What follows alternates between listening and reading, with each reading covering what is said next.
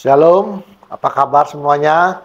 Hari ini Pak D akan membahas satu perkara yang di luar apa yang pernah kalian terima selama ini di gereja ya. Ada satu rahasia dalam kehidupan manusia. Kita ambil dari Amsal 27:19 yang berbunyi, seperti air mencerminkan wajah, demikianlah hati manusia mencerminkan manusia itu. Jadi sebenarnya air ini juga mengatakan sedang berbicara tentang wajah. Nah, wajah ini adalah saya mendapatkan pengetahuan ini dari orang tua saya, terutama papa saya. Nah, papa saya itu mengerti membaca tulisan Mandarin.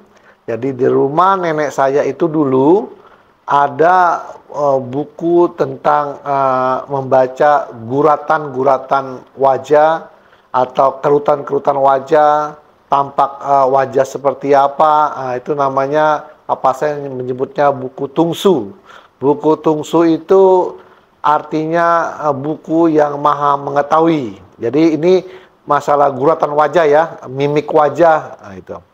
Jadi kalau sesuai firman Tuhan tadi berkata bahwa seperti apa? Air mencerminkan wajah, demikian hati manusia mencerminkan manusia itu. Jadi sebenarnya sifat atau karakter seseorang itu sebenarnya dapat dilihat dari kerutan-kerutan yang membentuk wajah dia. Ini sebenarnya sangat logika sebenarnya, ya. Karena karakter kita itu dibentuk oleh hati. Kalau hati kita buruk, maka akan tercermin dari wajah kita. Ya, jadi untuk mengubah mimik wajah ini, itu mau nggak mau harus merubah karakternya. Untuk merubah karakternya, maka kita harus mengoreksi hati, introspeksi, untuk membersihkan hati dengan perenungan. Jadi mulainya dari hati. Hati itu membentuk karakter.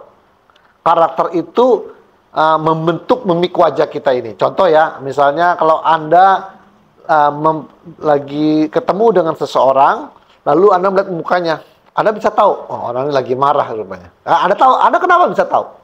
Nah, jadi pembentukan mimik wajah, kerutan wajah itu, kalau orang itu dari muda sering marah,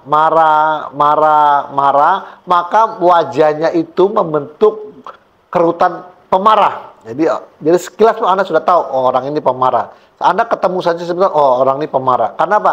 Orang yang pemarah kelihatan dari sininya nih. Ini dari kantong matanya itu ya, dia naik begini. Nah, itu kelihatan. Kalau Anda ketemu dengan seorang itu, dia belum berbicara saja, Anda lihat guratan wajahnya, Anda kata orang ini pemarah. Kenapa? Namanya orang marah gitu. Marah. Nah, bertahun-tahun begitu.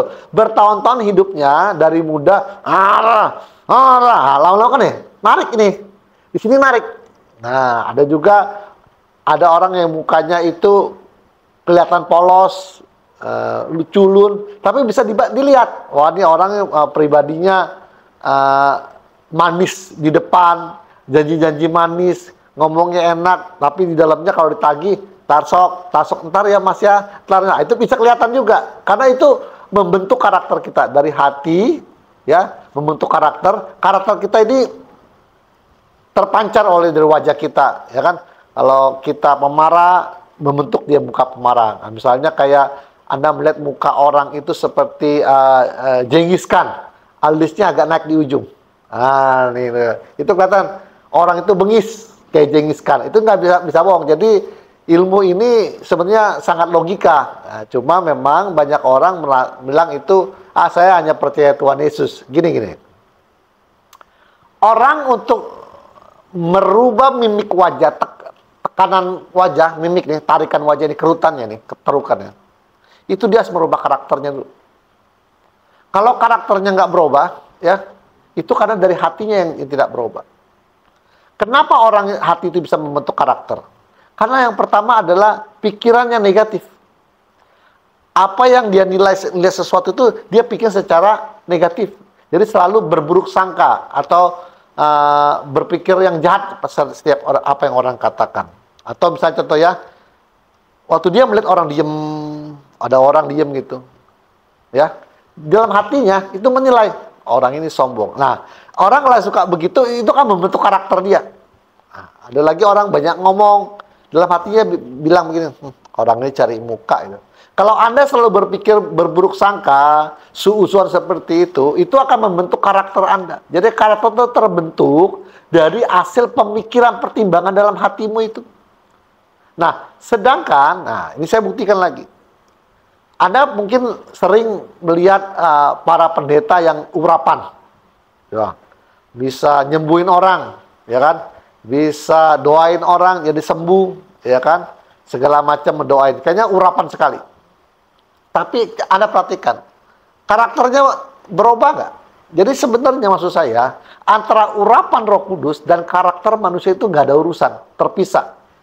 Mungkin dia di mimbar terlihat berkarisma, ya, bisa nyembuhin orang, urapan, ya kan, berbahasa roh. Ya. Tapi waktu dia turun mimbar, Anda berbicara face to face, kelihatan karakternya buruk. Nah, artinya gini, merubah karakter itu nggak gampang.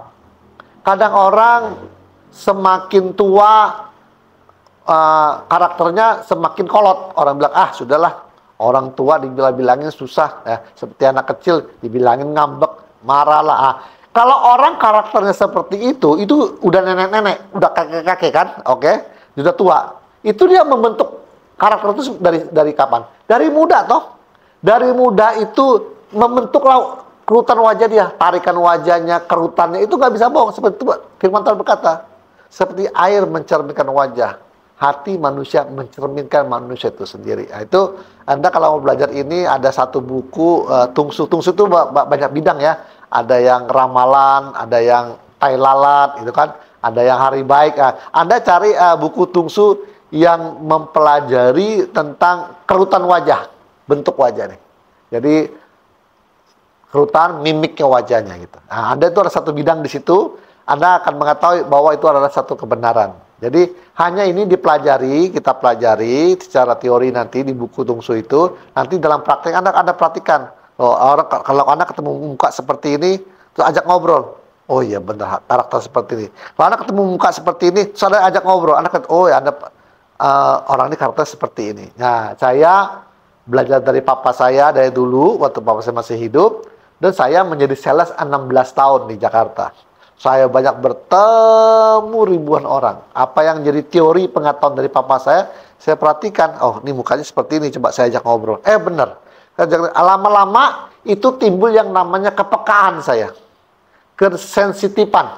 Jadi setiap saya ngeliat wajah ini, wah, ini orangnya karakter seperti ini nih. Coba saya ajak ngobrol. Benar. Nah, jadi ini adalah salah satu rahasia kenapa wajah manusia itu bentuknya seperti ini, bentuknya seperti ini. Ya, ada juga ya, Anda mungkin bertemu dengan siapapun, mau pendeta kayak, mau pelayan Tuhan kayak, atau teman Anda kayak, atau orang asing. Anda kalau ngeliat wajah dia tuh kayaknya empat gitu, sebel bawaannya, kayaknya orangnya nggak enak dipandang. Apalagi waktu Anda ajak ngobrol, wah bener, ini karakternya nggak enak nih. Nah itu memang karakter dia. Kalau wajah itu membentuk wajah dia. Itu nggak bisa bohong. Nah, inilah satu pengetahuan kepada Anda, kenapa mimik wajah kita itu terbentuk dari karakter kita. Untuk merubah karakter itu ya, Tuhan itu merubahnya bertahun-tahun loh. Kadang-kadang kita sampai tua pun sebagai orang Kristen tidak banyak berubah sifat dan karakternya, tidak menjadi bijaksana, ya, tidak bertambah menjadi lemah lembut, tetap aja ya.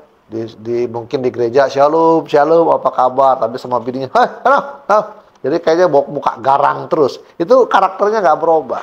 Itu lama itu kita untuk membersihkan hati, merenungkan segala sesuatu. Oh, ini pikirnya positif seperti ini, oh yang ini salah. Itu perlu Anda merenungkan. Nah, kalau di dalam saya dulu belajar spiritual meditation, itu namanya pelajaran dalam bidang meditasi wipasana atau perenungan pandangan terang. Nah, di situ diajarkan kalau kita berpikir gini salah, berpikir begini salah, berpikir ini tidak boleh. Nah, itu ada pelajarannya. Jadi kembali lagi, malam ini pelajaran adalah bahwa air itu mencerminkan wajah dan hati manusia mencerminkan manusia itu sendiri. Jadi lihat dari mimik wajahnya, dari kerutan wajahnya, dari tarikan wajahnya, ini bentuk tarikannya, itu kita bisa lihat orang tuh sifatnya seperti apa. Oke, sampai di sini dulu. Tuhan Yesus memberkati.